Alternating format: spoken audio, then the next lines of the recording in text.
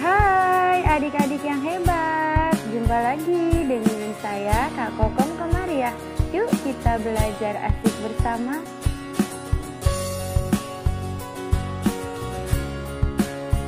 Jika kalian merasa video ini bermanfaat, pastikan kalian like dan subscribe. Dan jangan lupa juga untuk di-share kepada teman-teman yang lain. Semoga bermanfaat. Adik-adik, sebelum melakukan kegiatan belajar, pastikan kalian sudah membantu orang tua menyiapkan alat tulis dan berdoa sebelum belajar. Baik adik-adik, sebelum kita memulai pelajaran, kita berdoa bersama. Bismillahirrahmanirrahim. Raditu billahi rabba wa bil islami dina wa bi muhammadin nabiyya wa rasula. Rabbi zidni ilma warzuqni fahma.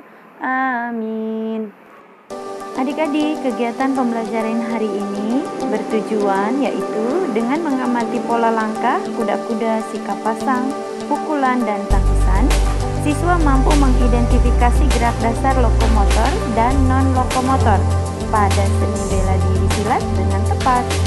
Kemudian, tujuan pembelajaran yang kedua yaitu dengan membaca, siswa mampu menulis informasi penting dari teks eksplanasi dalam bentuk tulisan dengan kalimat efektif dan kosakata baku dengan sistematis. Tujuan pembelajaran yang ketiga yaitu dengan percobaan membuat kompor tenaga surya, siswa mampu menjelaskan manfaat sumber alternatif energi listrik dengan tepat. Untuk memulai kegiatan hari ini, mari kita simak slogan yang tercantum berikut ini. Pencaksilat adalah warisan budaya Nusantara yang telah mendunia. Ayo kita tunjukkan rasa cinta tanah air dengan mempelajari pencaksilat. Pada pelajaran sebelumnya, kalian telah mempelajari pola langkah, kemudian sikap pasang, kemudian selain itu sudah mempelajari juga tentang pukulan, dan terakhir adalah tangkisan. Sekarang, mari kita pelajari lebih dalam lagi tentang sikap pasang. Sikap pasang adalah suatu sikap siaga untuk melakukan pembelaan atau serangan yang berpola dan dilakukan pada awal serta akhir rangkaian gerakan. Sikap pasang mempunyai unsur-unsur sebagai berikut, yaitu sikap kuda-kuda, sikap tubuh, dan sikap tangan. Sikap pasang merupakan hal yang penting dalam permainan dan pertandingan pencaksilat. Sikap pasang terdiri atas sikap pasang atas, sikap pasang tengah, dan sikap pasang bawah. Yang pertama, kuda-kuda depan sejajar. Gerakan ini posisi kaki kirinya berada di depan dan kaki kanan berada di belakang lurus dari kaki kiri. Kaki kiri membentuk sudut 90 derajat, sehingga posisi ini bertujuan untuk menahan dan mempertahankan berbagai kekuatan. Posisi dengan kiri lurus, posisi tangan kiri lurus ke depan dan tangan kanan di depan dada. Yang kedua, kuda-kuda depan terputar, posisi tangan bergantian. Tangan kanan terlentang ke atas dan tangan kiri siap di posisi dada. Yang ketiga, kuda-kuda depan serong. Posisi badan serong ke salah satu arah dan kaki belakang sedikit mendorong dan kaki depan lebih kecil dari 90 derajat. Posisi tangan mengepal dan salah satunya siap di depan dada. Kuda-kuda depan silang. Posisi tangan siap di depan dada keduanya, posisi kaki sedikit berdiri.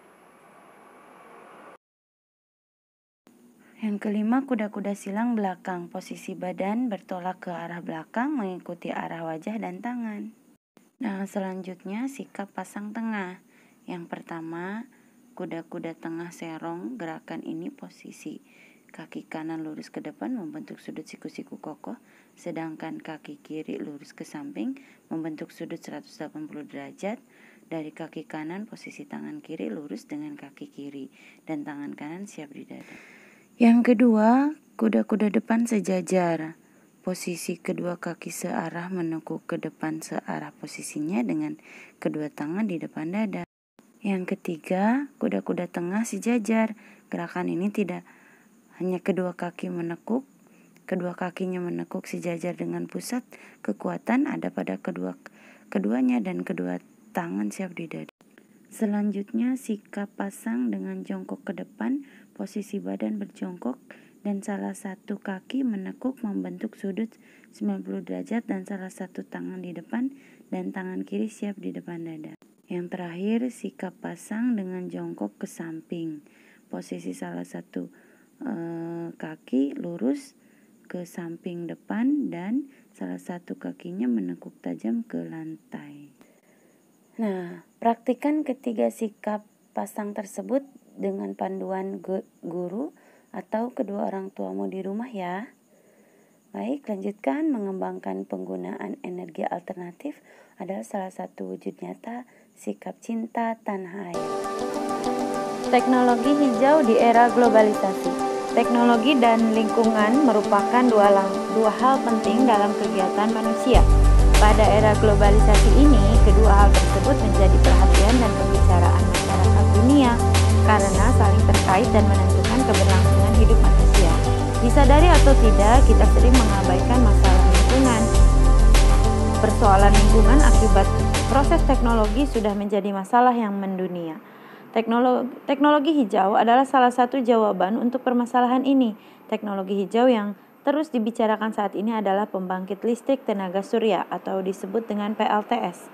Nah, ini ada titik-titik atau kalimat rumpang, maka kalian isi dengan sesuai ketentuan atau kaidah sebagai teks eksplanasi agar menjadi sebuah paragraf yang utuh dan menjadi sebuah teks yang utuh. Selanjutnya, paragraf ketiga, fakta membuktikan bahwa permasalahan lingkungan semakin lama semakin memburuk. Oleh sebab itu, harus dicari cara untuk mengatasinya. Salah satunya dengan mengembangkan teknologi yang ramah lingkungan. Nah, setelah kalian membaca, lengkapi teks eksplanasi tersebut sehingga menjadi satu teks yang utuh.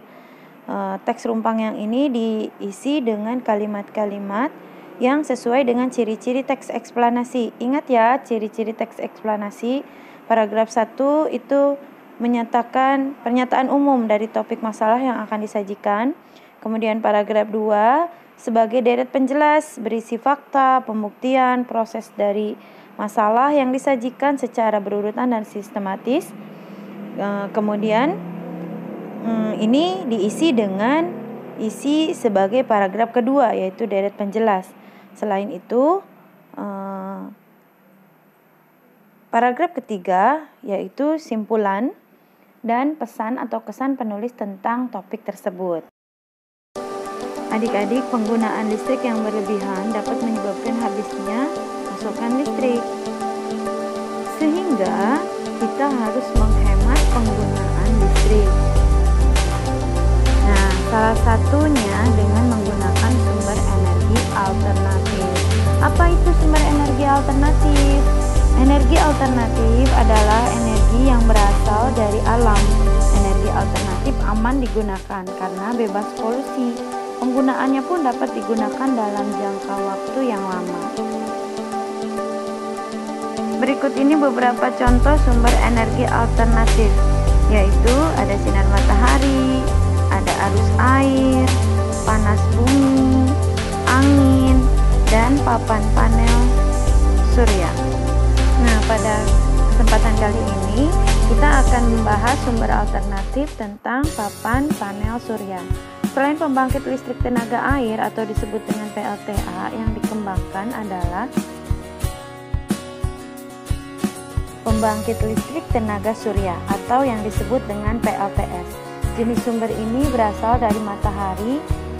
Peralatan yang digunakan adalah panel surya berbentuk lempengan logam yang mampu mengubah energi matahari menjadi energi listrik.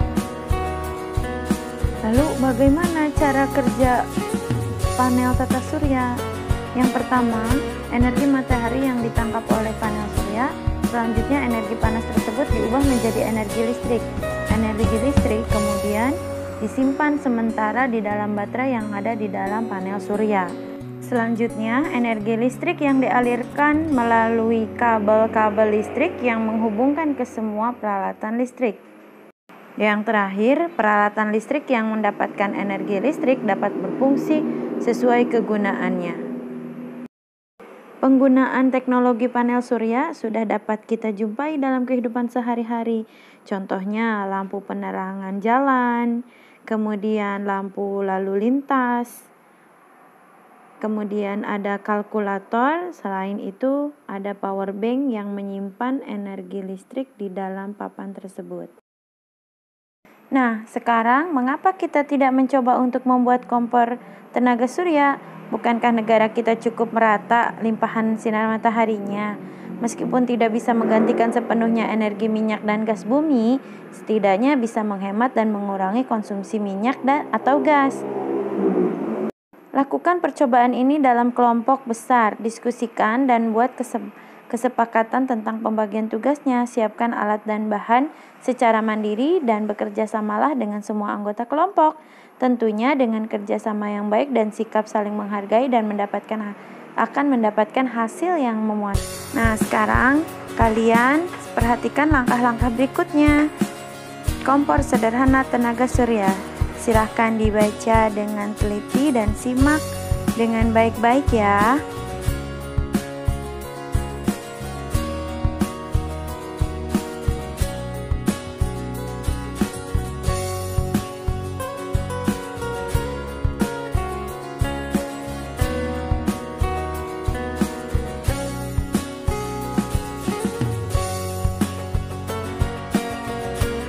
Nah, alhamdulillah adik-adik, pertemuan kita kali ini telah selesai.